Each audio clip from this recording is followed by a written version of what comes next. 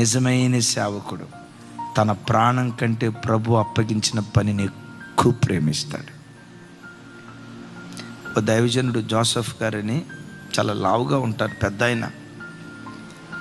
ఆయన 2 వీలర్ మీద, కారు లేదు ఆయనకి, 2 వీలర్ మీద కొన్ని 100 కిలోమీటర్లు తిరిగాడు. 100 కిలోమీటర్లు.